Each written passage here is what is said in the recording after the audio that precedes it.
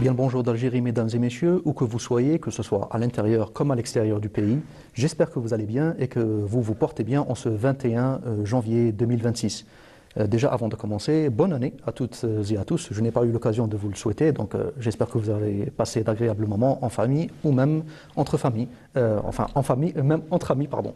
De notre côté, c'est toujours un réel plaisir de vous retrouver chaque mercredi en direct de la station régionale d'Oran avec notre humble équipe technique pour vous servir durant 1h30 de programme qui, je l'espère, sera à la hauteur de vos attentes.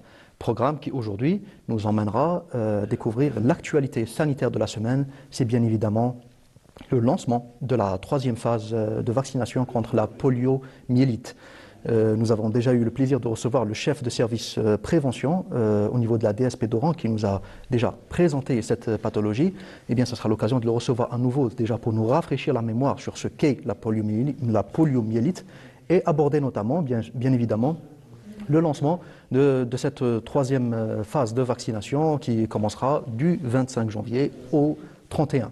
On passera ensuite au Forum national des parents d'élèves dont nous aurons le plaisir de recevoir un membre du bureau qui sera parmi nous déjà pour nous présenter cette structure, ses missions, ses activités et bien évidemment son programme annuel pour l'année 2026. On passera ensuite au volet culturel avec un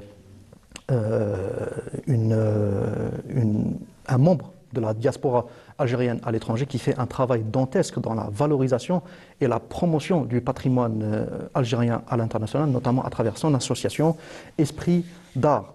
On passera ensuite au volet tourisme. Bien évidemment, le volet touristique est très très important étant donné que vous avez probablement croisé l'article, il a fait le tour de la toile cette dernière semaine.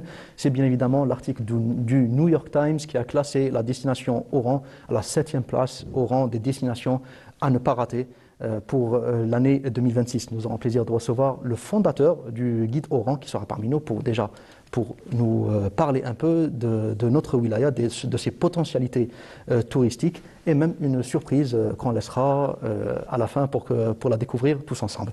Et bien sûr, on finit avec le théâtre, bien évidemment, avec cet ouvrage très très important édité par le ministère de la Culture et des Arts, un ouvrage qui paraîtra très très bientôt, Inch'Allah. Et c'est un ouvrage collectif consacré à l'une des figures emblématiques du théâtre et même du cinéma algérien, à savoir Abdelkader Alloula, parce que Abdelkader Alloula a aussi eu sa carrière cinématographique, dont on ne parle pas beaucoup malheureusement. Donc peut-être que nous aurons le plaisir de l'aborder avec notre invité qui sera parmi nous pour parler de l'ouvrage plus en profondeur. Voilà, ça sera tout pour aujourd'hui, mesdames et messieurs. J'espère que vous serez nombreuses et nombreux à nous suivre. Mais avant de commencer, et comme à l'accoutumée, on vous emmène un peu faire un tour dans les rues d'Oran à travers cette petite boucle aérienne. Et on se retrouve juste après pour commencer avec notre premier invité. À tout de suite.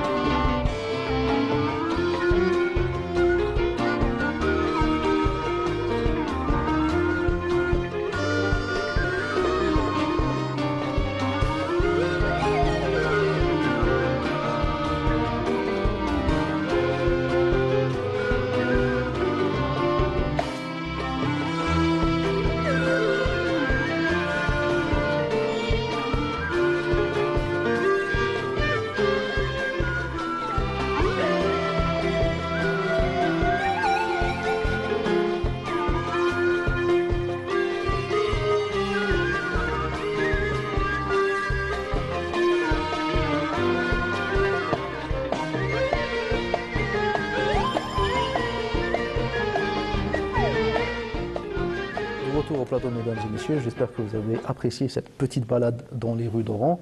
Sans plus tarder, nous allons commencer avec notre premier plateau, comme je vous l'ai dit, le lancement de la troisième phase de vaccination contre la poliomyélite.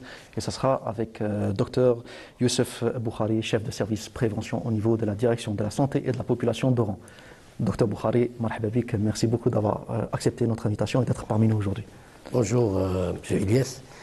Merci pour votre invitation concernant cette pathologie qui demeure toujours. C'est une pathologie très grave, elle est très contagieuse, oui, et elle est invalidante à vie.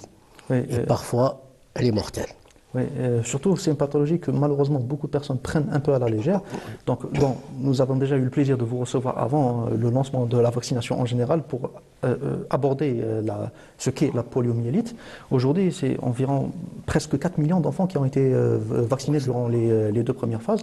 Donc déjà, avant de parler de cette troisième phase de vaccination, histoire de rafraîchir un peu la mémoire à nos téléspectateurs, comment on pourrait vulgariser un peu la poliomyélite ? Comment on pourrait la présenter? Bon, la poliomyélite, comme je vous ai dit, c'est une pathologie très très grave. Elle est très très contagieuse. L'Algérie elle a eu la certification de l'éradication de cette maladie en 2019. Mais malheureusement, suite aux événements internationaux qui sont ces événements, surtout les guerres. Ah, d'accord. Ouais, donc oui, les guerres au niveau du Sahel, au niveau du Gaza, et au niveau de l'Ukraine. Parfois, cette vaccination elle est perturbée dans ces pays. Puisque le virus n'a pas de frontières, oui, donc malheureusement, on a enregistré en 2025 3 cas de poliomyélite au niveau du sud d'Algérie. D'accord. C'est pour cela donc l'Algérie elle a opté pour la vaccination de tous les enfants. Par mesure préventive. Par mesure préventive entre 2 mois et 5 ans. Oui. Là où la contagiosité elle est très très active. D'accord. Alhamdoulilah, donc Oran a atteint ses objectifs. Nous avons atteint la première phase, 78% d'enfants nous ont été vaccinés. Oui. Et la deuxième phase, nous avons atteint plus de 79%. Pourquoi on n'a pas atteint les 100%? Parce que Oran, comme vous le savez, c'est une wilaya qui reçoit beaucoup de naissances hors de la wilaya d'Oran. Oui. Donc, surtout, il y a beaucoup de cliniques privées et des hôpitaux qui prennent en charge les naissances, beaucoup de naissances des wilayas limitrophes, oui, qui n'ont, leurs mamans, ils étaient évacués, oui, par d'autres hôpitaux à Oran. C'est pour cela donc on n'a pas atteint les 100%. Donc on a informé les autres wilayas limitrophes de la wilaya d'Oran, surtout les wilayas les plus proches, oui, pour les naissances de ces enfants qui ont été nés à Oran. On a transmis la liste nominative et leur adresse à ces wilayas pour prendre en charge ces enfants-là. Pour la wilaya d'Oran, pour la troisième phase, Inch'Allah Barbi, elle débutera entre le 25 et le 31. Oui, nous avons reçu plus de 150 000 doses de vaccins. Cette fois-ci, le vaccin sera être injectable. Oui, justement. Parce que donc, les deux premières, c'était par voie orale. Par voie orale. Ouais. Donc, on a informé ces enfants qui étaient vaccinés pour la première phase et la deuxième phase de se rapprocher au niveau des polycliniques qui sont en nombre de 74 polycliniques. Et c'est disponible au niveau de toutes les polycliniques? Toutes les polycliniques. 74 polycliniques et 135 salles de soins et centres de santé.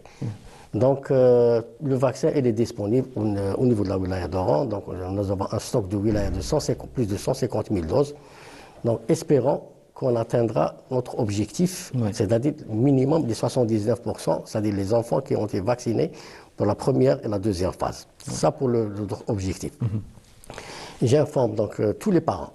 Donc, l'injectable doit se faire dans une structure de santé. Oui. La première phase et la deuxième phase, bon, donc on a fait des clinomobiles et du porte-à-porte au niveau des maisons.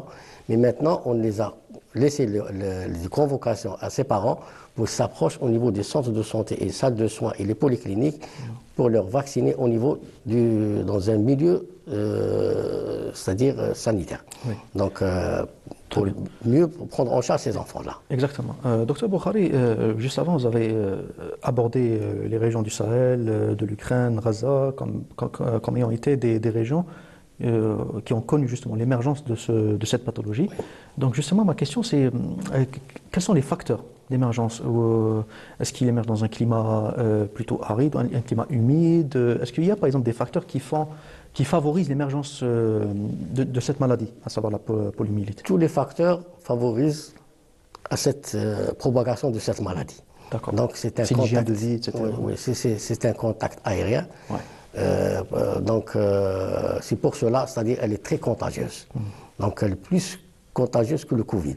Donc surtout pour les enfants, les jeunes enfants qui n'ont pas été vaccinés. Ouais. Quand ces enfants seront vaccinés par la troisième phase, ils auront une immunité définitive, à vie. Ouais. Donc, même si le virus... Ah d'accord, donc c'est pas un vaccin renouvelable? Non. Donc c'est une immunité, quand il reçoit les 3 doses, donc c'est une immunité à vie. D'accord. Donc, maintenant, là, dans notre génération, nous avons beaucoup d'enfants qui étaient avec nous. Ils portaient, c'est-à-dire, ils marchaient avec des béquilles. Alhamdoulilah, ça fait plus de 20 ans qu'on n'a pas vu ça au niveau des écoles primaires, au moyen, au lycée, Ouais. il y a des enfants qui marchent avec des béquilles. Ouais. Ça, c'est, alhamdoulilah, donc c'est grâce à la vaccination. Oui. Donc c'est un vaccin gratuit. Il est obligatoire. Oui, il est obligatoire. Il est obligatoire. Donc, dans le décret au niveau du journal officiel, donc c'est un vaccin obligatoire. Parce que ça dépend de la santé de tous. Là. Oui. On parle d'un intérêt général. Parce que c'est pour cela, donc maintenant, on est en train de travailler étroitement avec le service de l'éducation, la direction de l'éducation. Dès la rentrée prochaine, Inch'Allah, aucun enfant sera admis à l'école publique ou privée sans avoir le certificat de vaccination. D'accord. Donc, ça sera obligatoire. Donc, l'inscription d'un enfant au niveau de classe primaire dès la rentrée scolaire 2026-2027 sans avoir le certificat de vaccination. Ça, c'est très important. C'est pour cela qu'on incite les parents de vacciner leurs enfants c'est-à-dire pour protéger d'autres enfants. Absolument. Et la vaccination, elle est obligatoire pour les enfants de 2 ans et demi jusqu'à 5 ans, c'est ça? Jusqu'à 5 ans. D'accord. Tout à l'heure, vous avez abordé... 2 mois, pas 2 ans. Ah, 2 mois? 2 mois, ah, d'accord. 2 mois à 5 ans. D'accord, très bien. Donc de 2 mois jusqu'à 5 ans. Jusqu'à 5 ans. Très bien. Vous avez dit tout à l'heure que cette opération a été arrêtée en 2019, c'est ça? Non, pas l'Algérie, cette opération n'a pas été arrêtée. Non, d'accord. Elle n'a pas été arrêtée. Tous les naissances, tous les enfants nés, donc on a éliminé puisque nous avions la certification en 2019, nous avions éliminé le polio oral. D'accord. D'accord. Donc on a switché sur le donc avec polio il n'y avait que la version injectable. D'accord. Puisque cette épidémie elle commence à prendre de l'ampleur au niveau international, donc même aux États-Unis, donc il y a eu des décès suite à la polio. Et les États-Unis, la polio, elle a touché les adultes. Ah d'accord. Ça se transmet même aux adultes. Aux adultes. Aux États-Unis, c'est parce qu'ils n'étaient pas vaccinés à l'enfance. C'est pour ça que c'est une immunité à vie. Donc si on est vacciné dès le jeune âge de cet enfant, donc il aura une immunité à vie. Très bien. Donc c'est pour cela. Pourquoi j'ai abordé ça? C'est parce que ma question est pour les enfants qui ont déjà eu uniquement la dose injectable. Oui. Est-ce qu'ils sont concernés aussi par, oui, bien sûr. par ça? Donc ils doivent le refaire. Non, les enfants qui ont. Pourquoi on a choisi 2 mois à 5 ans? Oui. Parce que cette tranche de population, elle a reçu que le vaccin injectable. D'accord. Donc on a rattrapé, c'est-à-dire cette tranche d'enfants qui ont été vaccinés que par l'injectable. D'accord. Maintenant, pour sensibiliser un peu nos chers téléspectateurs, je sais qu'il y a beaucoup de parents qui sont très réticents par rapport à tout type de vaccin. Comment on pourrait les sensibiliser sur la culture de la prévention, sur l'importance de la culture de la prévention aujourd'hui en Algérie? Les parents sont très sensibilisés. Pourquoi? Je vais vous dire pourquoi. Parce que la population d'Oran, nous avons atteint à 92% de la population d'Oran, c'est-à-dire d'enfants, de la population d'Oran sont vaccinés. Donc les parents, dès la naissance, la sage-femme ou l'infirmière pas dès la naissance, dès la conception. Oui. Donc la maman, elle se dirige vers les PMI au niveau des polycliniques et les centres de soins pour la consultation pré-accouchement. Donc elle est sensibilisée concernant la vaccination de la femme enceinte, donc parce que la femme enceinte elle doit être vaccinée dès le premier trimestre. Donc, ça pourrait se transmettre même... Non, la mère, on la vaccine par d'autres vaccins, pas par la polio. D'accord. Diphtérie et le tétanos. Ok, donc, elle connaissait un petit peu la vaccination de leur futur bébé. Donc, dès la naissance, on vaccine l'enfant à la naissance par le BCG et par l'hépatite. Puis, à l'âge de 2 mois, on commence les autres vaccins. Parmi ces deux autres vaccins, c'est la polio. Donc, c'est pour cela, c'est-à-dire les parents, ils sont très sensibilisés pour la vaccination. Oui. Il reste une minorité qui, c'est-à-dire qui ne vaccinent pas leur enfant par oubli ou parce qu'il y a parfois des problèmes en famille. Donc ils oublient un petit peu leurs enfants pas vaccinés, mais on les rattrape. On les rattrape quand? La rentrée scolaire. La rentrée scolaire. Donc à 5 ans, on rattrape ces enfants-là. Donc il y a des équipes médicales qui se déplacent au niveau des écoles. Bien sûr, nous avons des médecins de santé scolaire qui se déplacent au niveau des écoles. On vérifie le statut vaccinal. Ça, c'est très bien. Surtout pour la tuberculose et l'hépatite. Donc, donc ils seront rattrapés au niveau à l'âge scolaire. C'est pour cela, c'est-à-dire on insiste que les parents vaccinent leurs enfants à temps. Oui. Concernant les premières doses, on a vu qu'elles ne contiennent pratiquement pas d'effets secondaires, parce que c'est juste quelques gouttes par voie orale. Mais par rapport à cette troisième dose qui est injectable, y a-t-il des effets secondaires à prévoir? Non, les effets secondaires, le vaccin c'est un médicament. Oui, justement. Donc comme tous les médicaments, il y a des effets secondaire, mais les effets secondaires sont juste mineurs. Pour ne pas affoler un peu. Sont mineurs. D'accord. Donc, surtout pour la polio. Donc, ce sont des effets, petite fièvre, petite asthénie, petite diarrhée. Mais, c'est-à-dire, c'est des effets mineurs, comme tous les vaccins, parce que cet enfant-là, il a déjà, à l'âge de 2 mois, plutôt à la naissance, il a reçu des vaccins. Oui. Donc, l'immunité de cet enfant, donc elle est faible à la naissance. Ce vaccin n'a rien fait pour eux. Oui. Donc, maintenant, entre 2 mois et 5 ans, déjà l'enfant, il est déjà vacciné et il a eu l'immunité, c'est-à-dire pour ces vaccins-là. Donc, on n'a aucun effet indésirable. D'accord. En fait, j'aimerais profiter de votre présence, Dr Boukhari, un peu pour rappeler le rôle pionnier de l'Algérie en matière de prévention, notamment avec l'intégration dès 2003, je pense, de tout type de vaccins dans le programme national. Oui, le programme national, donc maintenant, on y équivaut avec c'est-à-dire les pays développés, surtout l'Europe et aux États-Unis. Donc c'est les mêmes vaccins reçus au niveau de l'Europe qui sont administrés. Mais sont maintenant, c'est-à-dire nos enfants sont vaccinés par ce type de vaccin. Oui. Et le vaccin, il coûte très très cher. L'Algérie, c'est le seul pays africain qui achète son vaccin avant de les recevoir. Oui. Donc pour avoir notre quota initial. Donc c'est pour cela donc la vaccination elle est très importante. Oui, tout à fait. Vous avez abordé aussi, vous avez dit que les enfants qui n'ont pas eu, enfin les parents qui n'ont pas eu le temps ou l'occasion d'emmener leurs enfants au niveau des structures de santé pour leur administrer le vaccin seront rattrapés lors de la rentrée scolaire. Mais si on prend en considération les enfants non scolarisés, comment la DSP prend en compte cette catégorie cette catégorie, donc on a eu un entretien avec la direction des affaires sociales, parce que les crèches sont sous la tutelle de cette direction. Ah, d'accord. Donc les crèches, ils étaient intégrés dans la première phase et la deuxième phase. Donc nos équipes se sont déplacées au niveau des crèches. D'accord. Pour vacciner ces enfants-là. Parce que les enfants, on a demandé aux parents de ramener leur carnet de vaccination. Si on voit qu'il y a un manque de vaccins, on les rattrape au niveau des crèches. Donc avant la rentrée scolaire aussi. Donc quoi qu'il arrive, tout est pris en charge. Donc Voilà. tout est contrôlé. Tout est maîtrisé. Et Voilà. tout maîtrisé. D'accord. Docteur Youssef Boukhari, merci beaucoup d'avoir nous avoir consacré de votre temps. Je sais que vous avez un planning très très chargé, notamment avec les préparatifs de cette troisième phase de vaccination qui commence donc du 25 janvier au 31. Donc n'hésitez pas à vous diriger aux structures de santé les plus proches pour pouvoir administrer la dernière, c'est la dernière, là, donc la dernière dose de vaccin à vos enfants et ainsi les prémunir de toute maladie terrible. Donc, docteur Boukhari, merci beaucoup encore une fois. Merci à vous. J'espère qu'on aura l'occasion de vous recevoir pour d'autres occasions. Inch'Allah. Merci à vous. Alors, quant à nos chers téléspectateurs, on continue avec notre deuxième plateau consacré au Forum national des parents d'élèves. Mais avant, petite pause musicale et on se retrouve juste après.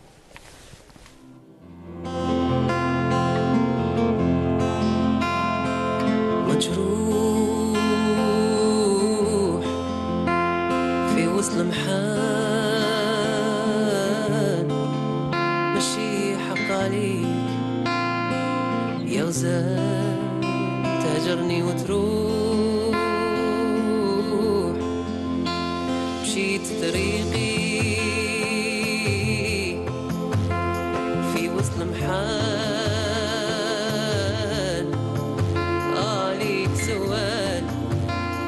يدك الزين سكن لي في البال مشيت طريقي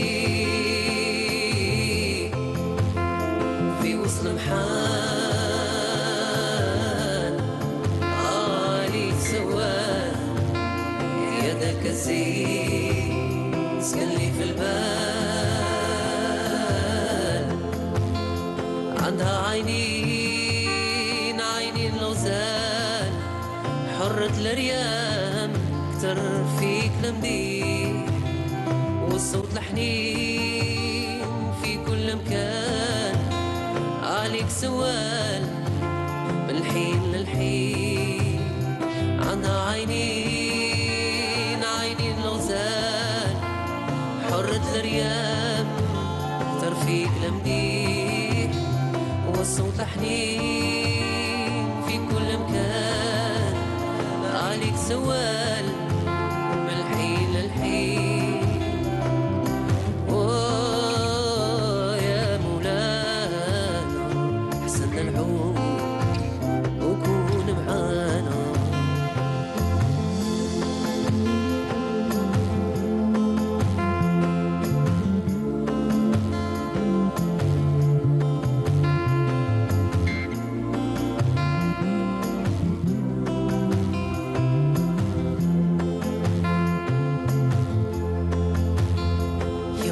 جروح ويفوتوا الايام ويفوتوا المحال وتولي ليا ندمانة علمت في الدنيا اكبر ودار عليا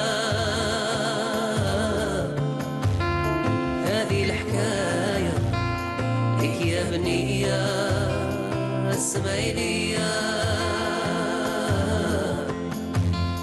نحلف في مين نقسم لله هي بننساك وننسى السنين والصوت الحنين في كل مكان عليك سوال من الحين للحين نحلف في مين نقسم لله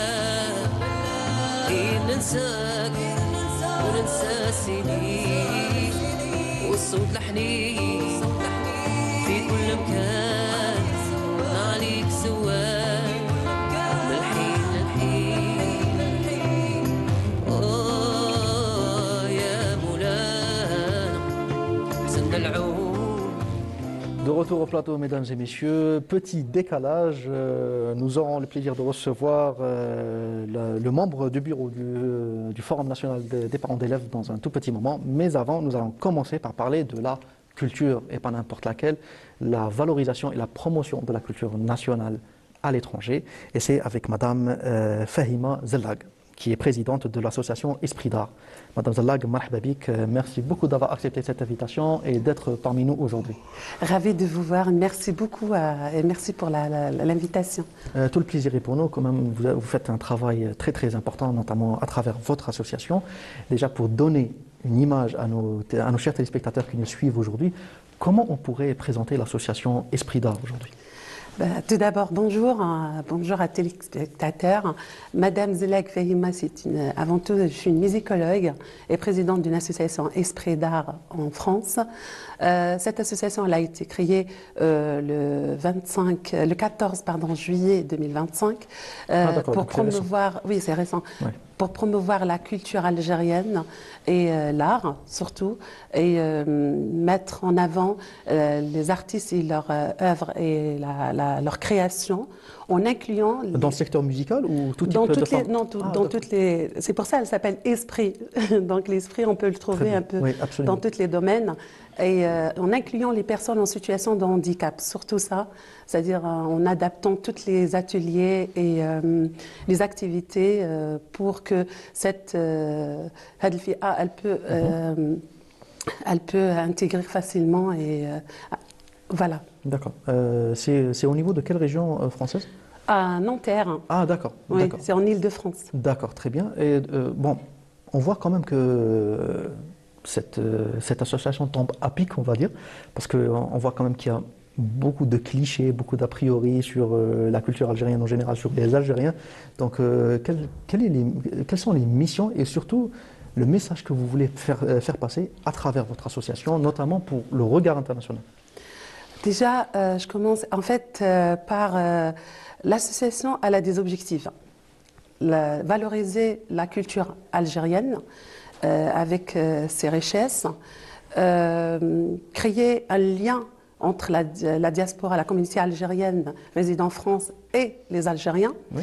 Et d'ailleurs, je tiens à remercier Monsieur le Président Président de la République qui nous a donné la possibilité d'investir en Algérie et dans tous les domaines culturels et économiques et justement pour en fait l'identité algérienne oui. Et la montrer dans toute en fait en Europe. Mmh. Et parmi les objectifs aussi, c'est le tourisme aussi c'est-à-dire de voyager avec les Algériens qui résident soit en France ou en Algérie, en Europe, pour créer le lien et leur montrer que l'Algérie a beaucoup de richesses, il faut venir, il faut vraiment, moi j'étais très heureuse d'être en Algérie, vraiment. Oui. En fait, vous avez abordé un point très intéressant qui est justement la culture algérienne dans toute sa richesse. Donc vous, au niveau de l'association, comment assurez-vous la représentation justement de la diversité culturelle de l'Algérie, que ce soit au niveau linguistique, esthétique, etc. C'est à travers les événements. Créer des événements et des ateliers, des conférences au niveau de la musicologie, parce que je suis une musicologue avant tout, oui. Et le voyage qui est très très important, de venir en Algérie, voir la richesse de l'Algérie, oui. Les coutumes, les valeurs de l'Algérie, c'est très très important. On a un très très bon pays quand même. Oui, oui. Ouais. En tant que musicologue, justement, quel apport avez-vous au niveau de l'association? En quoi ça consiste, le métier de musicologue? Un musicologue, en fait, c'est comme un médecin. Voilà, je peux dire ça, parce que nous, on ne voit pas ce qu'il voit un artiste. En fait, nous, on est vraiment c'est académique, beaucoup plus académique. On voit le concept par exemple, si je peux dire un peu plus, par rapport à les partitions, par rapport au travail qui fait l'artiste, oui. Mais l'esprit, on le trouve chez l'artiste lui-même. C'est lui qui nous donne cette image pour donner notre... je ne dis pas, on n'est pas là quand même pour juger ou critiquer. Au contraire, on est là pour corriger et faire un très très bon travail ensemble. Donc c'est possible de découvrir justement un artiste à travers son travail? Ben oui. découvrir sa personne. Bien sûr. Ah, d'accord. Et moi, je dis que l'artiste, vraiment, il a un esprit, et l'esprit, c'est de l'amour. Parce que quand on aime quelque chose, on peut produire des choses et on le tqnouha. Oui. C'est le Donc, plus important. chaque note insufflée, Chaque soupir, même. Ah, d'accord, d'accord. Chaque soupir aussi. Et surtout quand on voit la richesse musicale déjà Oui, qu'on a, bien que ce sûr. soit Ah oui. le rail au niveau de l'Ouest, le Shabi, Malouf, le blues Touareg, etc. Donc il y a quand même, J'ai dit dans il y a quand même 69. beaucoup de matière pour Oui. l'association. Bah oui, j'ai dit dans 69 wilayas, on a une culture. L'Algérie, elle a la diversité culturelle, qu'elle est très très importante, qu'on ne le trouve nulle part. Oui. Et vraiment, c'est un complément. Chaque région est complète l'autre. Et vraiment, je suis très contente d'être et fière d'être algérienne. Très bien. Une question maintenant en tant que présidente de l'association, c'est comment faites-vous pour éviter que vos événements soient cantonnés uniquement au public algérien et pour qu'elles puissent toucher un plus large public, des gens qui ne sont pas algériens mais qui s'intéressent à cette culture? En fait, je dis que, vous savez, la musique, elle n'a pas de frontières. Oui. Au fait, là, on ne parle pas uniquement de la musique. Hein. Oui, oui, je C'est de disais, l'art, il n'a l'association pas de dont- frontières. Voilà. Vous le voilà. savez, l'art, il n'a pas de frontières et la culture, pareil. Oui. C'est-à-dire, on peut transmettre notre richesse à travers à travers l'art, à travers la peinture, à travers un morceau musical, à travers, par exemple, les plats traditionnels, Oui, absolument, les robes traditionnelles aussi. Hein. Oui. On peut faire un défilé de mode de 69 wilayas en montrant vous le savez, chaque robe, en fait, elle signifie à quelque chose. Et elle raconte aussi une histoire. Elle raconte, oui, une histoire. Quand on voit un tableau, on ne le voit pas autant que tableau. On le voit autant que... Les couleurs parlent. Et elle raconte une histoire aussi. Oui. Donc, je pense on peut, si on crée des festivals et des salons, etc., et on ramène des spécialistes dans chaque domaine, je pense on peut arriver à ouvrir et toucher, en fait, pourquoi pas, le peuple à travers le monde. D'accord. Donc justement, sur ce point-là, j'aimerais rebondir parce que on voit aujourd'hui que la nouvelle génération est très branchée sur les réseaux sociaux. Tout le monde aujourd'hui a sa propre chaîne YouTube, etc. Et il y a beaucoup de jeunes Algériens qui proposent un contenu destiné à promouvoir la culture algérienne. Le premier qui me vient en tête, c'est IAS. IAS qui vient de sortir un livre qui s'appelle Culture algérienne, je pense. Et donc justement, au niveau de votre association, comment vous dialoguez avec ces jeunes créateurs de contenu pour permettre de toucher un plus large public, comme vous voulez le dire? Justement, on a créé un espace il y a 3 jours. Ah, d'accord, Oui, qui d'accord. s'appelle Sawt El Jalia, Sawt El Jazair, pardon. Oui. Parce que d'habitude, on a Sawt El Jalia qui existe Ouais. déjà. Nous, on l'a appelé Sawt El Jazair. Il y a une rencontre qui a été sur Alger avec des jeunes talents algériens qui vraiment, eux, en fait, ce qu'ils veulent, c'est que transmettre le savoir-faire et raconter et montrer la culture algérienne en collaboration et en partenariat avec la diaspora en France. Ouais. Et vraiment le message qui a été envoyé par ces jeunes talents, ils ont dit venez, on vous attend en Algérie pour collaborer, travailler en partenariat et aller loin pour montrer la vraie image de l'Algérie à travers l'art. Donc justement, ça c'est beau déjà, montrer la véritable image de l'Algérie à travers l'art et à travers la culture en général. Oui.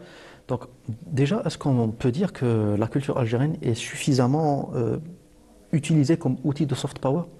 Quand on voit un pays voisin qui fait tout justement pour s'approprier un héritage patrimonial typiquement algérien, est-ce qu'aujourd'hui on devrait beaucoup plus se concentrer pour mieux valoriser en tout cas notre patrimoine en général et notre culture à l'étranger? Bien sûr. C'est-à-dire, il faut. En fait, la patrimoine algérien, c'est une identité pour chacun, chaque personne qui vit en Algérie. Oui. C'est quelque chose qu'il faut justement la protéger et la faire montrer et, à travers à travers le monde, parce que c'est quand même, on peut pas identifier quelque chose à des voisins qui n'ont même pas créé cette richesse. Parce que la culture, on peut pas l'inventer comme ça. Chaque chose, elle a une histoire. Alors si vous prenez mon identité, alors dites-moi, c'est quoi votre histoire quand vous prenez, par exemple, je vous dis, je donne un simple exemple, par rapport à les robes traditionnelles, etc. Chaque chose, chaque chose, elle a une histoire derrière. Vous ne pouvez pas l'inventer, cette histoire. Vous voyez ce que je veux dire? C'est des histoires qui existent déjà dans un peuple qui la connaît à travers les années, etc., la colonisation. Il y a beaucoup de choses. L'Algérie, elle a subi beaucoup de choses. Et j'ai dit, chaque robe, chaque chose, elle raconte une histoire. On peut pas, par exemple, il y a quelqu'un qui me dit, oui, mais cette chose, elle m'appartient. Comment est-ce que vous pouvez nous donner sur quoi vous basez en fait? Est-ce que vous basez sur une histoire? Voilà. Les sources historiques, Bien etc. sûr. Oui. Et l'Algérie, elle est connue déjà à travers ça, donc on n'a pas besoin de... Oui. Bon, j'ai pas envie de balancer tout un fardeau à notre diaspora à l'étranger, mais est-ce qu'aujourd'hui, on peut dire que la diaspora sont aujourd'hui les ambassadeurs culturels de l'Algérie? Oui, on est. Parce que, en fait, la diaspora, elle a un amour à travers l'Algérie incroyable. Ils font beaucoup de choses en France. Oui. Moi, je parle en France parce que je réside en France. Je vois, il y a beaucoup des événements. Il y a beaucoup des associations au niveau de la patrimoine qui défendent la patrimoine algérienne et qui défendent la culture algérienne. Et l'amour qu'elle dégage, cette diaspora, il est incroyable. Et je redis merci à notre président, cher président de la République, qui nous a vraiment accueillis, nous a offert cette opportunité, nous a donné cette opportunité de venir et retourner en Algérie et montrer l'Algérie. Et j'espère que Madame Fahima Zallag, merci beaucoup d'avoir accepté notre invitation aujourd'hui. Je rappelle que vous êtes présidente de l'association Esprit d'Art et musicologue. Donc, on vous souhaite plein succès, notamment pour le projet Sawt El Jazair. Il y a d'autres projets. Oui. Justement, je profite de l'occasion de dire que ici, en Algérie, on a eu, depuis mon arrivée, il y a eu beaucoup des événements. Et en fait, j'ai fait beaucoup de rencontres avec des personnalités. On va faire des projets en collaboration et en partenariat. Et ça sera prochainement, Inch'Allah. Et on ne peut pas dévoiler tout. D'accord. Mais voilà. En tout cas, j'espère que vous serez parmi nous pour pouvoir nous en parler plus en détail. Plaisir. Merci à vous encore une fois. Et quant à nos chers téléspectateurs, on continue avec notre troisième plateau. Mais avant, petite pause musicale et on se retrouve juste après.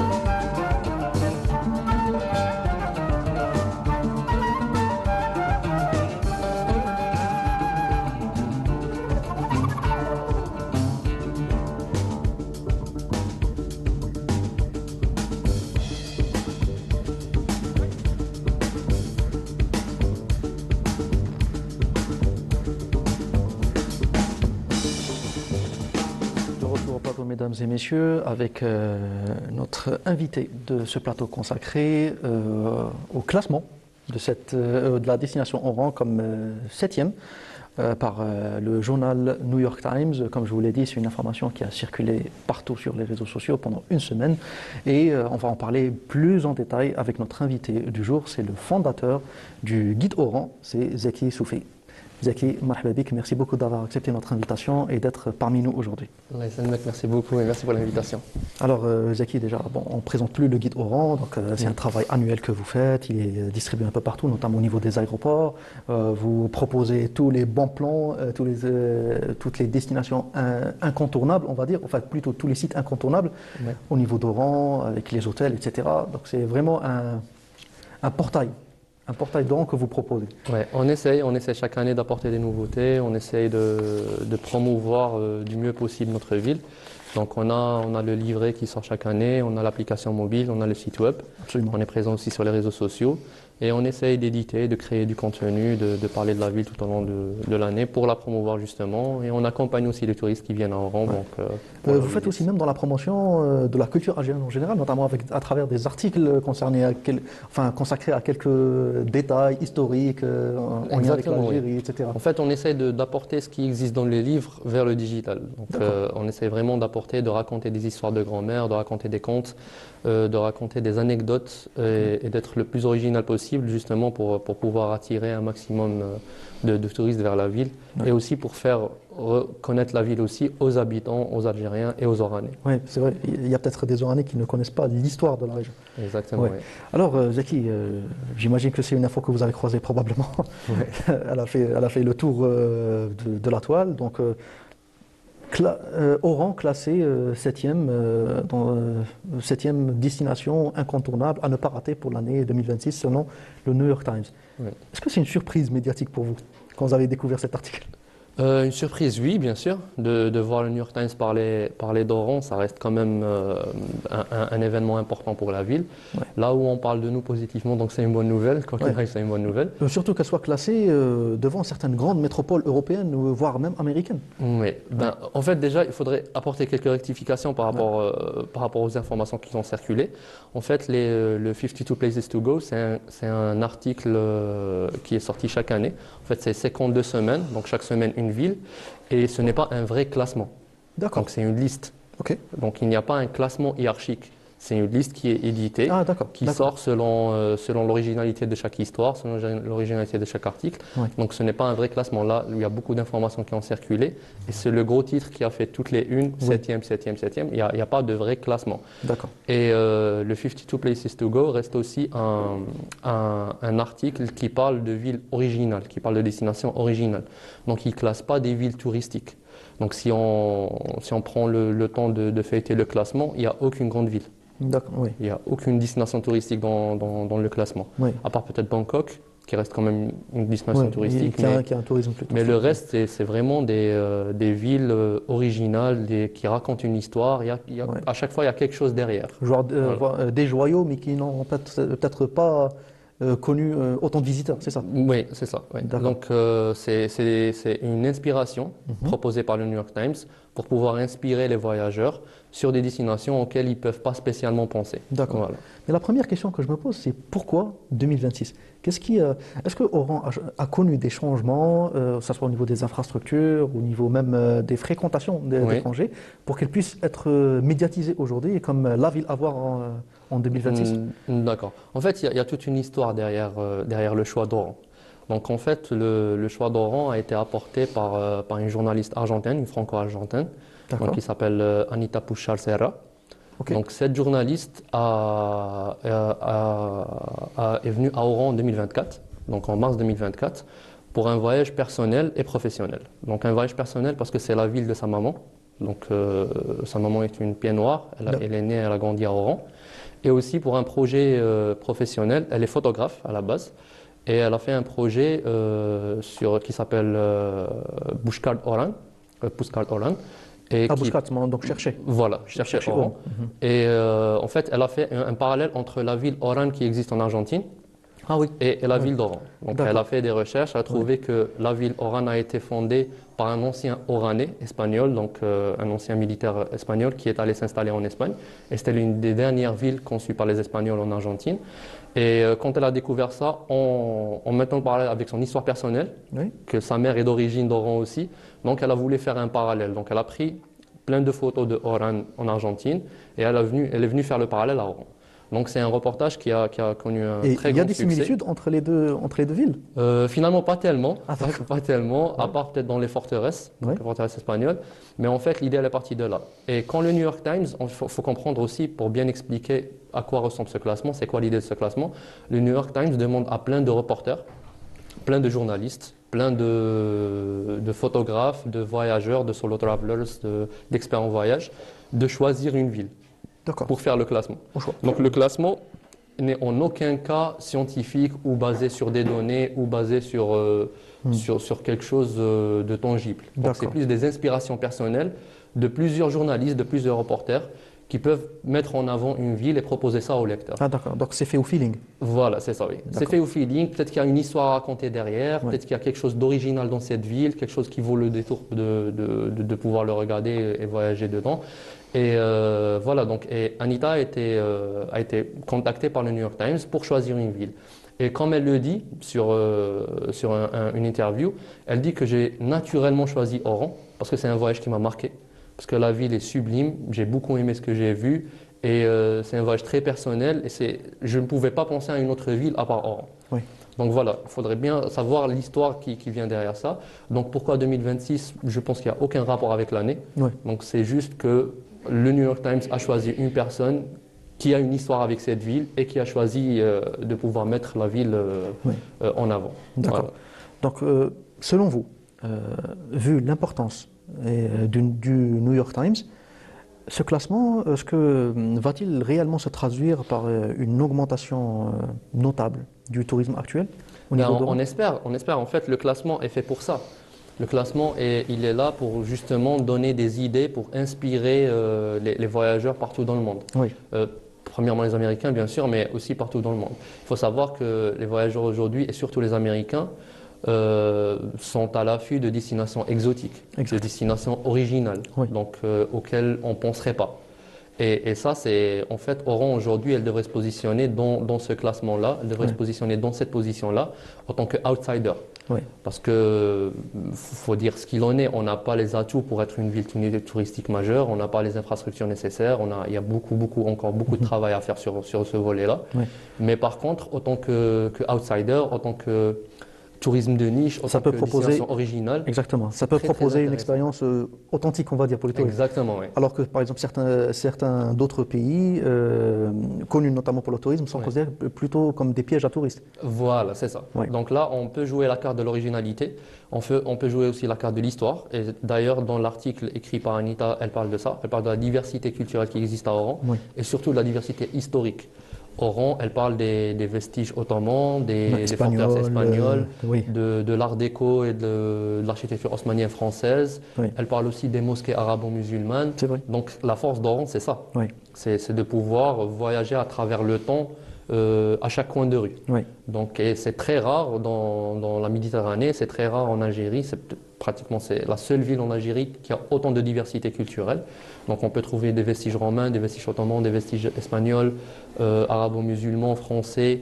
On trouve même des anciennes grottes préhistoriques. Donc il y a beaucoup de choses à voir à Oran et, Ouais. et l'atout, il est là.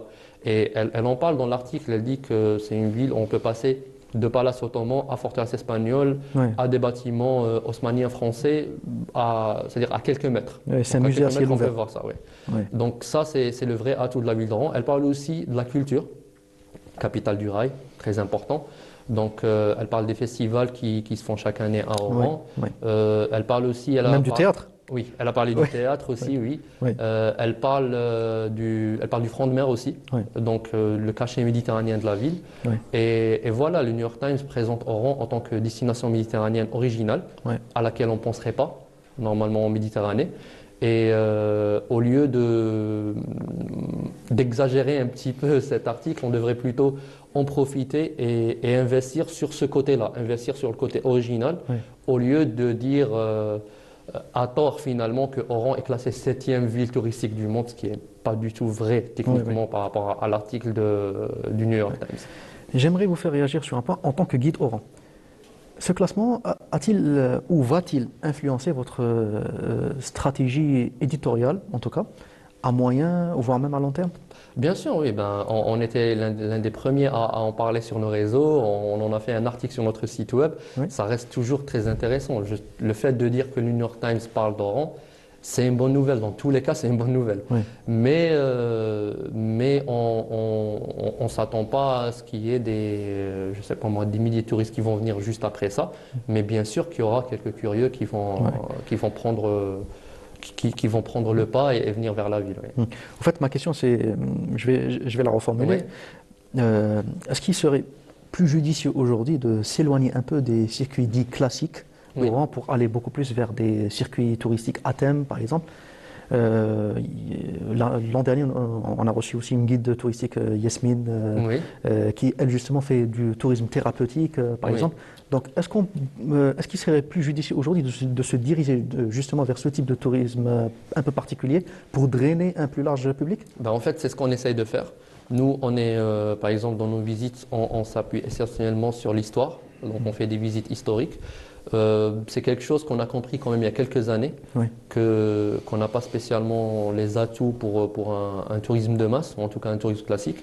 Et voilà, ce qu'on essaye de faire dans nos visites, c'est de parler justement de cette diversité culturelle, de cette diversité historique. Oui. On essaye même dans le choix de nos circuits, on s'assure qu'il y ait pratiquement tous les vestiges des différentes civilisations en une journée. Oui. En fait, c'est ça qui marque un touriste. Oui. C'est de se dire, en une journée, j'ai pu voir plusieurs civilisations Absolument. en une seule ville. Oui. Et dans un espace, finalement, c'est entre la place 1er novembre et Santa Cruz. Donc, c'est vraiment un tout petit espace où on trouve autant de culture, autant d'histoire.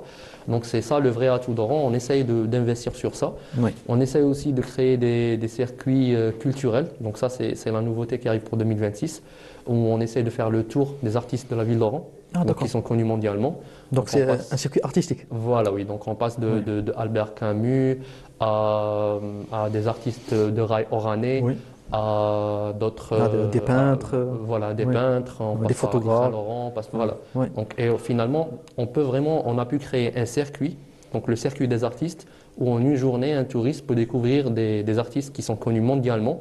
Et on les emmène vers là où ils ont grandi. Donc on passe de Gambetta à Ekmul, Ouais. à Plateau, à le centre-ville pour Albert Camus. Et en une journée, ils peuvent en même temps découvrir différents quartiers.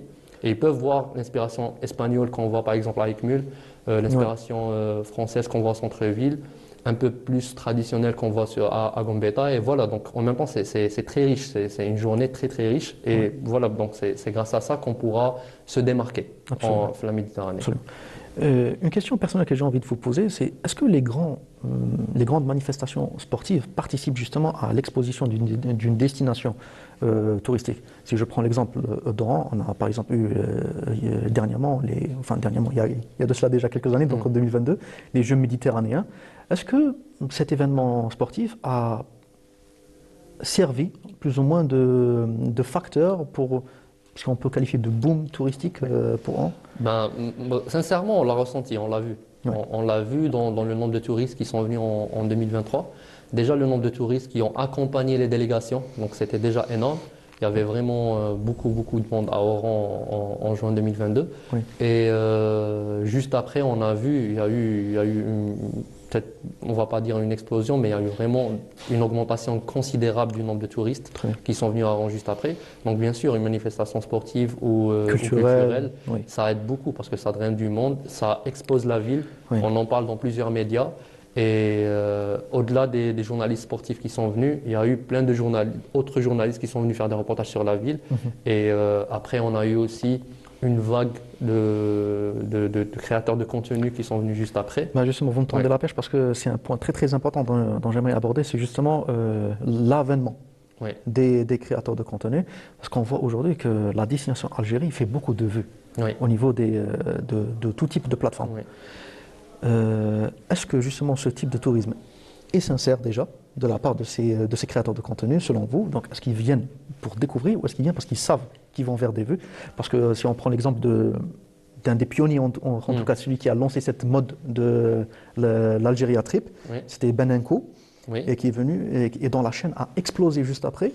Donc, selon vous, en tant que guide touristique, avant d'être fondateur de Guide Oran, est-ce que ce type de tourisme est profitable et bénéfique pour le pays, ou c'est beaucoup plus des tendances pour se faire des vues, surtout pour se faire de la publicité?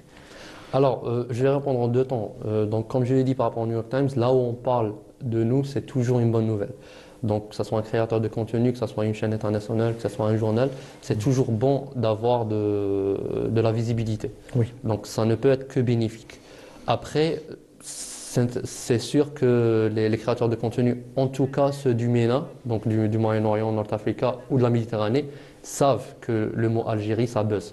Oui. Ils le savent très bien. Donc, et ils ont déjà vu l'expérience, ils ont déjà vu plein d'autres gens en parler et avoir beaucoup de vues. Donc, ils viennent surtout pour ça. Mais après, ils viennent aussi pour découvrir un beau pays, pour découvrir une belle culture, et ils ne le regrettent jamais. Donc c'est ça l'avantage, et c'est ça la bonne nouvelle. C'est que après, ils sont tous marqués par ce voyage et ils veulent tous revenir. Donc voilà, après, peut-être qu'ils ne viennent pas pour la bonne raison en premier lieu, mais plus important, c'est qu'ils viennent. Et une fois qu'ils viennent, ils voient que c'est très intéressant. Ils voient qu'on a des paysages magnifiques, qu'on a une histoire à raconter, qu'on a un aspect culturel très très important, une richesse culturelle très très importante. Et c'est des choses qu'on ne sait pas spécialement quand on est au-delà, quand on est de l'autre côté. Oui, absolument. Voilà. Très brièvement, Zeki, pour finir, parce que c'est quand même l'exclusivité du jour, c'est votre premier guide Oran, mais culinaire cette fois. Oui, voilà. Donc, il est destiné, en tout cas, il est destiné à être édité, publié, en tout cas, juste avant Ramadan, c'est ça? Exactement, oui. Donc, le guide Cuisina. Donc, ça, c'est notre nouveau projet. Ça faisait longtemps qu'on voulait faire quelque chose pour la cuisine algérienne, pour pouvoir protéger notre patrimoine et l'affirmer, l'acclamer et l'avoir écrit noir sur blanc. Donc, voilà, on a pu concrétiser ce projet qui va sortir juste avant Ramadan, qui va distribuer gratuitement, donc un peu partout sur l'ouest algérien. Il y a de la cuisine oranaise essentiellement, mais à travers ça, de la cuisine algérienne aussi. Il va être aussi exposé dans différents événements internationaux. Il va être aussi présenté dans différents événements internationaux et on va distribuer sur toutes les ambassades qui sont présentes en Algérie, donc justement pour promouvoir notre richesse culinaire. Donc après le guide Oran pour promouvoir les destinations, maintenant c'est Oran aussi, Oran et toute l'Algérie, à travers sa gastronomie. Exactement, oui. Ça c'est magnifique comme projet. En tout cas, j'espère qu'on aura l'occasion d'en parler davantage. Inch'Allah, on reviendra à la sortie, Inch'Allah. Inch'Allah. Zeki Soufi, merci beaucoup d'avoir accepté cette invitation et d'avoir été parmi nous pour nous éclairer déjà sur ce fameux classement. J'espère qu'on aura l'occasion de se voir pour d'autres occasions, toujours en rapport à la culture et même au tourisme. C'est toujours un plaisir d'être là, merci beaucoup. Tout le plaisir est pour nous. Et quant à nos chers téléspectateurs, on continue avec notre 4e plateau, mais avant, petite pause musicale et on se retrouve juste après.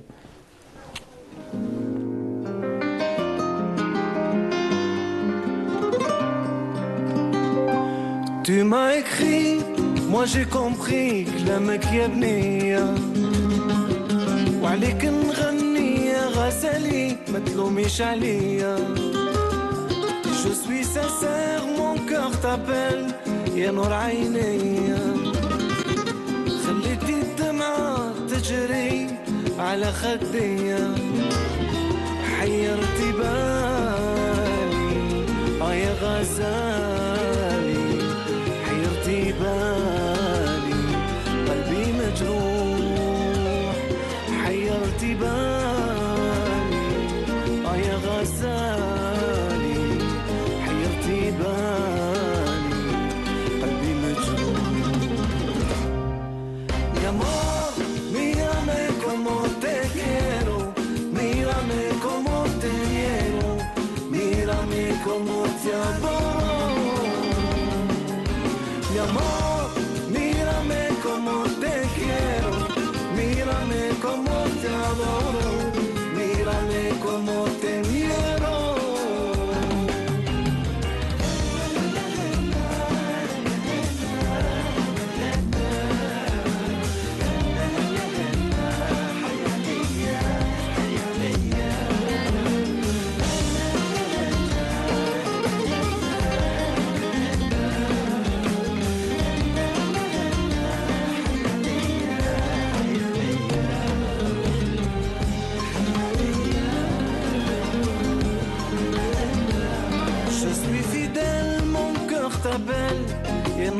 عينيا وعليك نغني يا غزالي ما تلوميش عليا.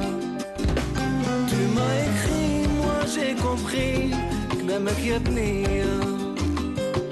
خليتي الدمعة تجري على خدية. حيرتي بالي يا غزالي حيرتي بالي قلبي مجنون. حيرتي بالي يا غزالي حيرتي بالي قلبي مجنون. Mi amor, mírame como te quiero, mírame como te quiero, mírame como te adoro. Mi amor, mírame como te quiero, mírame como te adoro. De retour au plateau, mesdames et messieurs, avec le sujet du jour, comme je vous l'ai dit en début d'émission, le Forum national des parents d'élèves. Nous aurons le plaisir d'avoir non pas un membre du bureau comme je l'ai mentionné, mais avec le président même du Forum national des parents d'élèves, donc c'est monsieur Malek Hassan Ibrahim. Monsieur Malek, marhaba bik, merci beaucoup d'avoir accepté cette invitation et d'être parmi nous aujourd'hui. Bonjour ومرحبا بالإذاعة التلفزيون الجزائري بوهران. On est très content de nous permettre cette occasion pour présenter le Forum national des parents d'élèves. Justement, c'est un sujet très très important, c'est une institution très très importante et peut-être que la plupart de nos chers téléspectateurs connaissent mais ne savent pas en quoi elle consiste, quelles sont ses missions. Donc on va profiter un peu de votre présence pour vulgariser un peu le Forum national des parents d'élèves, parler un peu de ses missions, ses activités et notamment le plan d'action pour l'année 2026. Donc on va commencer déjà par le début. Comment on pourrait simplifier et présenter le Forum national des parents d'élèves? Le Forum national des parents d'élèves, il a été créé en novembre, au mois de novembre 2024 par le biais du ministère de l'Intérieur et l'accord préalable du ministère de l'Éducation nationale. D'accord. Donc notre souhait, c'est de contribuer et de former des bureaux au niveau de chaque wilaya, au niveau des 69 wilayas d'Algérie, oui. En constituant des bureaux de wilaya, par la suite des bureaux de coordination de daïra, et les daïra, ils vont constituer des bureaux communaux. D'accord. Selon la situation géographique de la daïra. D'accord, très bien. Et en quoi consistent les missions du Forum?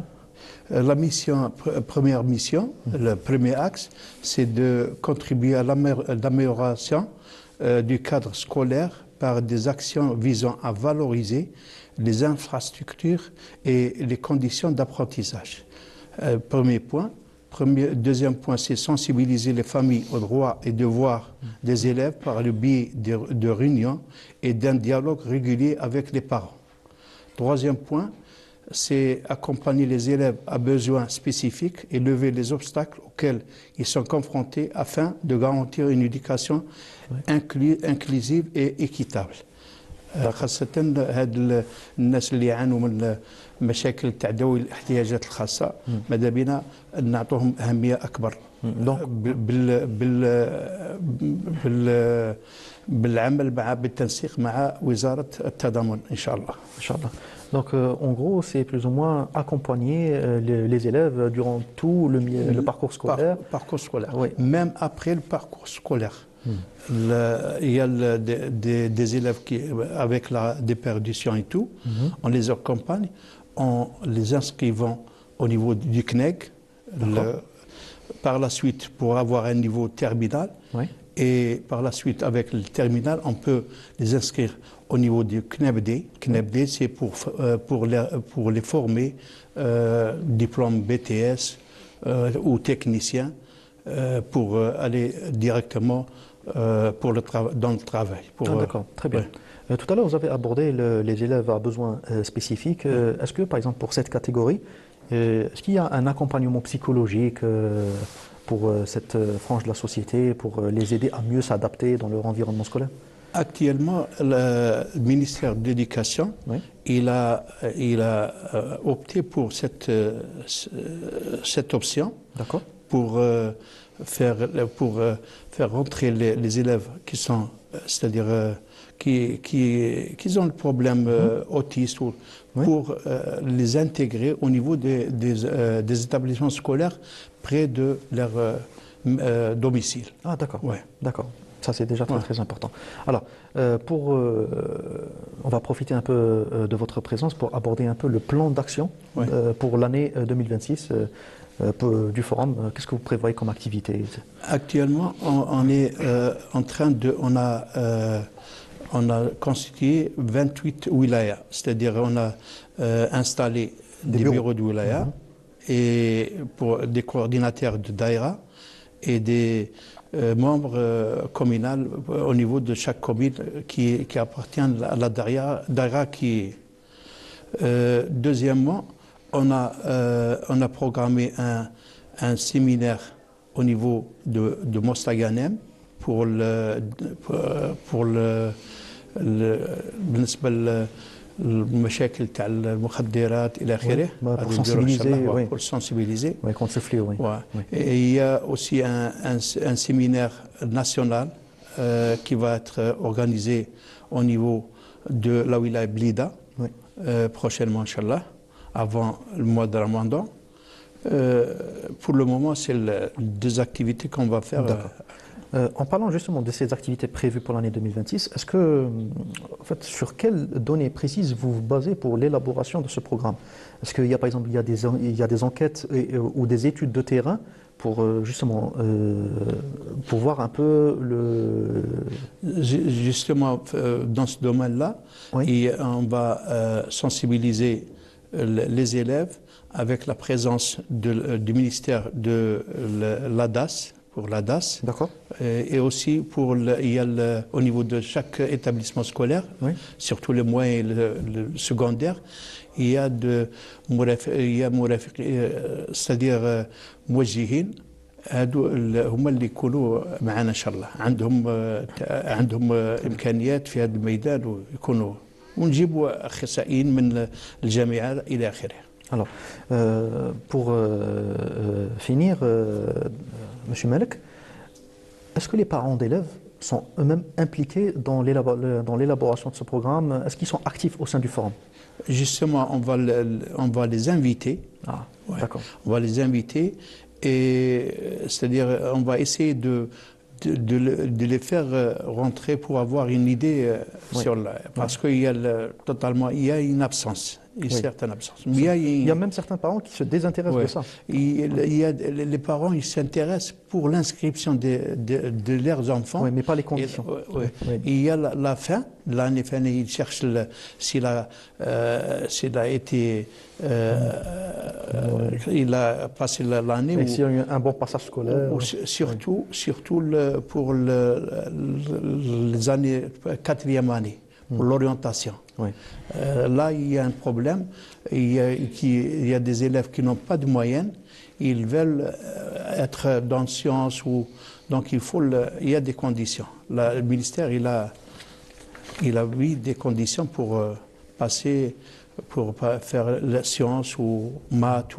Il y a des conditions. Très bien, Ouais. très bien. Donc, merci beaucoup, Monsieur Malek Hassan Ibrahim.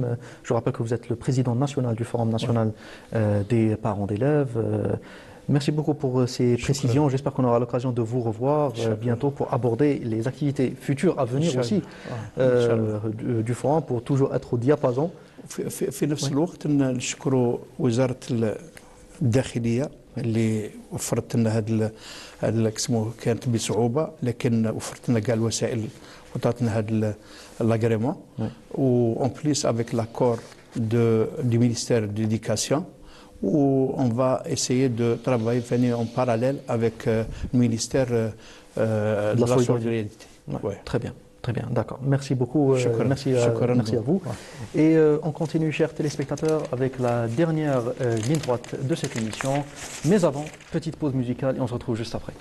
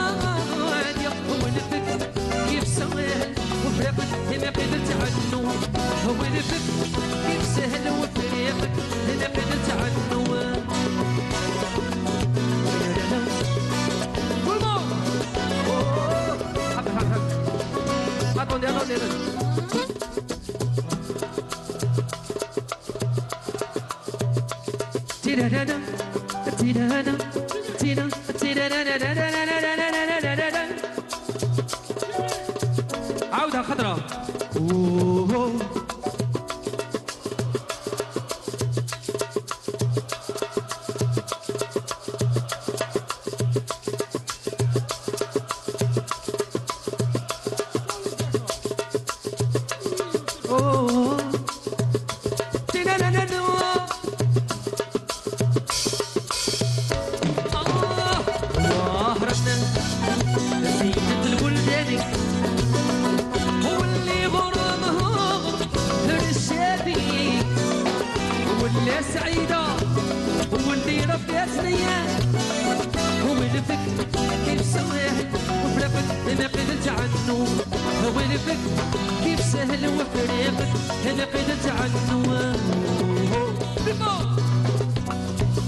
En fait, vous la chantez mieux que moi.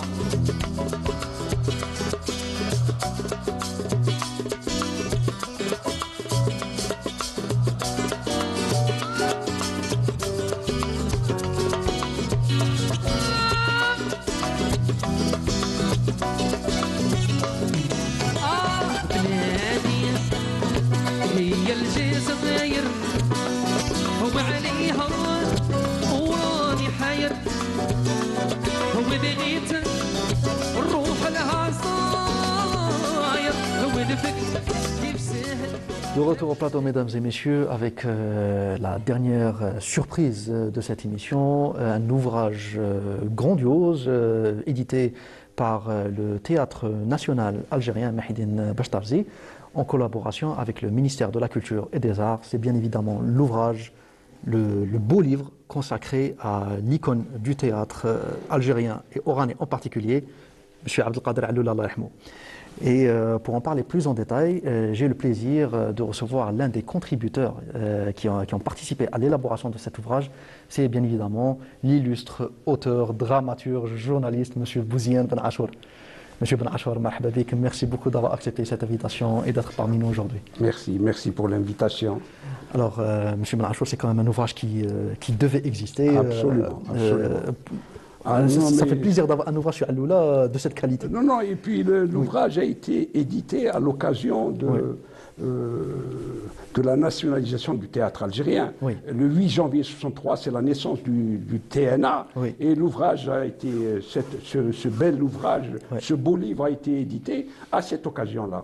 Ouais. Et comme vous l'aviez dit, il a été parrainé bien sûr par le Théâtre national algérien et avec le fonds d'aide et le soutien conséquent du ministère de la Culture et des Arts. Ouais. C'est un livre où il y a, c'est un très très beau livre où il y a de témoignages des compagnons de Abdelkader Alloula. C'est les artistes qui ont travaillé avec lui, sa famille, sa petite famille, Rihab Alloula, Oui. Madame Raja Alloula, sa sœur Delila Alloula, Kamal Alloula, plus des contributions d'universitaires illustres. Et le livre est écrit en 4 langues.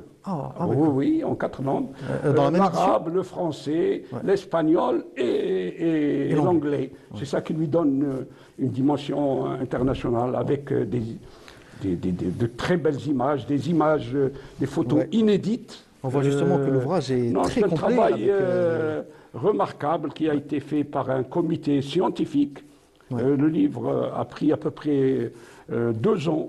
2 années de travail et un hommage aussi est rendu à ce comité scientifique qui a fait vraiment un travail qui fera date dans l'archivage du théâtre algérien et puis consacré à l'illustre Abdelkader Alloula. Déjà, pour un peu donner une image à nos chers téléspectateurs, ce n'est pas un recueil des pièces. Non, c'est pas un recueil de pièces de théâtre. C'est beaucoup plus des études, des témoignages. Des lectures de plusieurs générations. Il y a des gens qui ont approché, qui ont connu Alloula, mais il y a aussi des universitaires qui ne l'ont pas connu, mais qui ont connu son travail et qui ont fait un excellent travail. Un éclairage aussi bien sur Abdelkader Alloula que à travers Abdelkader Alloula, sur, disons, la marche du théâtre algérien depuis janvier 63. Alors, Monsieur Ben Achour, j'aimerais maintenant vous poser une question un peu plus personnelle. Qu'est-ce qui vous a personnellement motivé à collaborer C'était d'abord, bien sûr, j'ai été flatté à ce qu'on me fasse appel, mais modestement, moi j'ai écrit beaucoup sur Abdelkader Alloula. La trilogie des années 80, j'étais déjà journaliste. Donc, et puis j'ai eu d'autres contributions sur Abdelkader Alloula. Cette fois-ci, je suis un privilégié dans ce livre. On m'a demandé aussi bien un écrit sur le théâtre de Alloula qu'un témoignage sur la personne, sur Alloula, l'humain. Ah d'accord, donc c'est une lecture de son travail. Absolument. Une lecture un peu de tout son parcours professionnel, son parcours de dramaturge, son parcours d'artiste, mais aussi un autre papier sur l'homme. Abdelkader Alloula, شكون هو Abdelkader Alloula, le citoyen qui déambule dans les rues d'Oran, c'est qui? Donc j'ai été assez content. Et puis je figure parmi de très belles signatures, des signatures.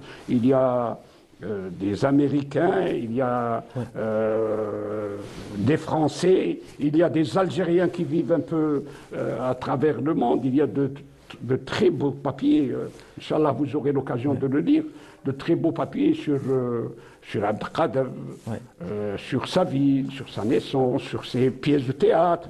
Il y a aussi une célèbre interview qu'il avait donnée à Mohamed Djellid, Mohamed Djellid qui était enseignant à l'université d'Oran, qui m'a personnellement, c'était mon enseignant, et il y a aussi une contribution, une conférence donnée par Abdelkader Alloula en 87 en Allemagne.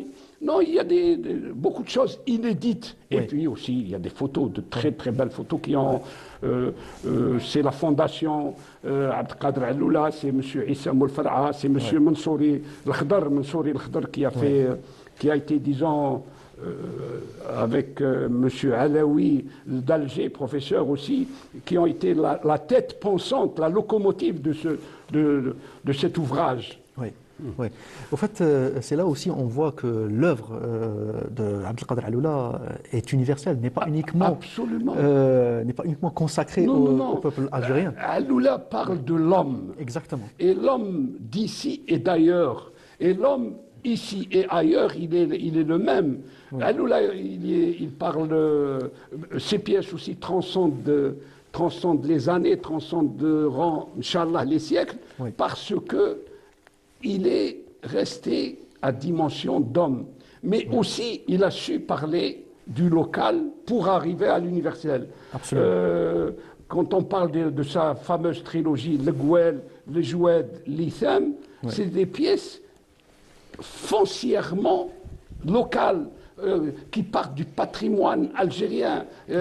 Quand on parle de le Gouel, les dires, c'est le Hakawati local, c'est le Gouel, c'est le Meddah, et tout ça, bien sûr, Alloula a su intégrer tout ça, cette culture populaire, cette culture de nos aïeux, de nos ancêtres, cette culture-là qu'il a su insuffler à travers des pièces de théâtre qui ont été traduites dans plusieurs langues. Justement, là-dessus, vous me tendez la perche parce que j'aimerais quand même parler du travail que font actuellement une troupe de théâtre. Absolument. Qui est notamment portée par notre collègue Wali Abdallah, qui est en train de faire le tour du monde, et notamment en France aussi.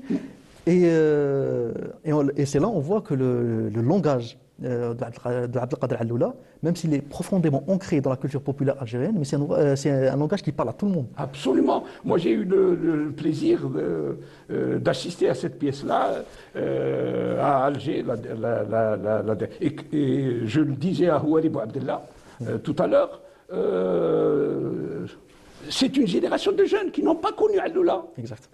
Pour beaucoup qui n'étaient pas nés lorsque Alloula Rabbi Rahmou est mort en 1994. Et pourtant, ils ont pris à bras-le-corps cette pièce-là, le Joued, une partie de la pièce, le Joued, et ils ont donné un souffle jeune, un souffle novateur, mais un souffle aussi qui dit que il est intergénérationnel. C'est une pièce intergénérationnelle. Cette pièce, moi je l'ai vue dans les années 80, en 85. Et 85, des jeunes en 2025-26, ils donnent cette pièce avec beaucoup de fraîcheur, mais aussi beaucoup de fidélité au texte original. Au maître de l'œuvre, Abdelkader. Et on m'a dit qu'ils allaient la jouer en France, et on m'a dit aussi que le théâtre, c'est complet. Et on ne peut que s'en féliciter. Nous, Oranais, Alloula, bon, bien sûr, Alloula, il est universel, mais c'est notre Alloula. Nous sommes assez chauvins sur ce comme on excuse, mais je suis fier de cela. J'ai vu des jeunes, bien sûr, ils ont introduit, ce qui est normal, ils ont introduit des techniques nouvelles, ils ont introduit de la vidéo. Pour l'adapter aux nouvelles générations. Comment on dit numérique. Du numérique, de l'intelligence artificielle, je cherchais le mot. Et cette intelligence artificielle, elle éclaire encore mieux cette œuvre, et c'est des jeunes. Monsieur Ben Achoua, étant donné que vous avez proposé un article critique sur l'œuvre de Alloula en général, selon vous, qu'a-t-on le plus mal compris ou simplifié dans l'œuvre de Alloula en général? Non.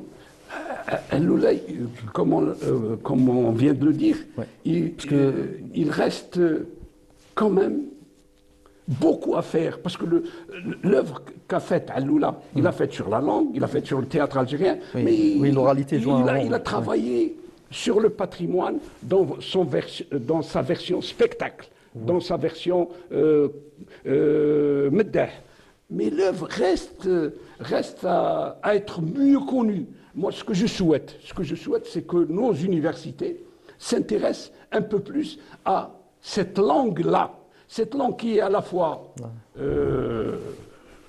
très très riche, très très dense, une langue qui a beaucoup emprunté à la culture populaire, à la poésie populaire, mais cette langue aussi qui a dit des choses sur... Alloula était vraiment contemporain de son temps. quand on voit toutes ces pièces,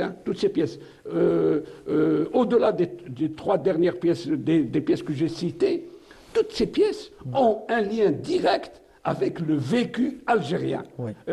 On remonte, quand on parle de l'khobza, quand on parle de Hammam Rabbi, quand on parle de Hout, Yakul Hout, et co-écrite avec Ben Mohamed Rabbi Rahmou aussi, même l'Alag, même Hamk Selim, où il interprète magistralement Selim, une pièce librement adaptée du réviseur de Gogh, mais c'est des pièces qui parlent aux Algériens, parce qu'elles parlent des problèmes algériens, parce qu'elles parlent des préoccupations de l'époque, du peuple. Quand l'Alag, on est à la moitié des années 60, il parle déjà de bureaucratie. Le Khobza, c'est la même chose. Il est déjà... Il parle avec un regard toujours pointé sur ce qu'il vit, sur ce qu'il voit, sur ce qu'il ressent. Oui. Et c'est toujours avec ce rapport complexe entre la langue algérienne et l'oralité aussi. Mais justement, moi je veux...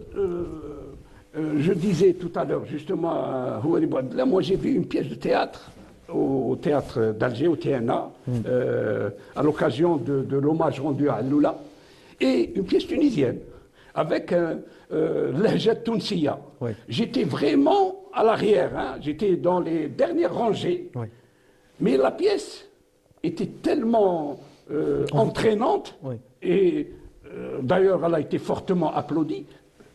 C'est pas la langue, certes c'est un support, mais quand c'est bien mené, Alloula a su intégrer aussi bien, il a su intégrer tout ce qui est technique étrangère et tout, parce qu'il connaît ses classiques, Alloula, il les connaît très très très bien. Le théâtre universel, il le maîtrise très très bien. Absolument. Mais il connaît aussi le local. Et quand cette imbrication est heureuse, la langue passe inévitablement. Absolument. Et pour rebondir sur les Tunisiens, sur la troupe tunisienne, ça passait très bien. Donc, un Algérie qui comprend, qui suivait très bien l'Ourat Tounsi, alors que je ne suis pas tunisien, même chose pour Alloula. Alloula a été joué dans tous les pays arabes, à Tunis, au Caire, en Syrie, et ces pièces ont été portées au firmament. Au firmament, pourquoi?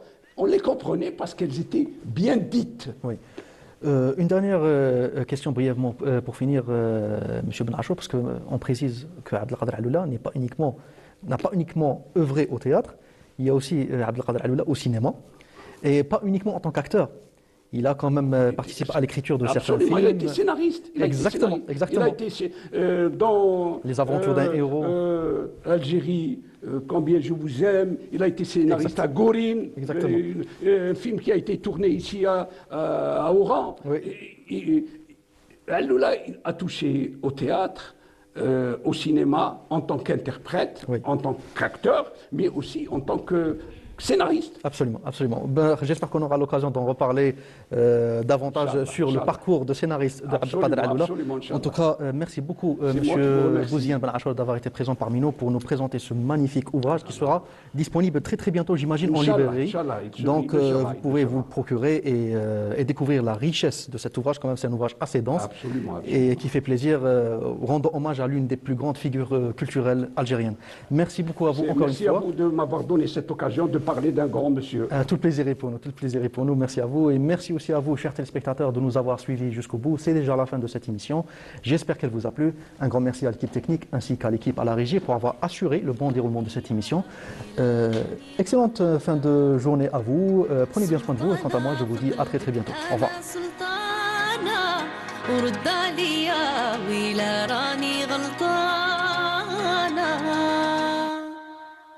محل ننساك قلبي في صميم بغاك ومشيت معاك على نار وجمر وشواك محل ننساك قلبي في صميم بغاك مشيت معاك على نار جمر وشواك ديما نبقى في عيني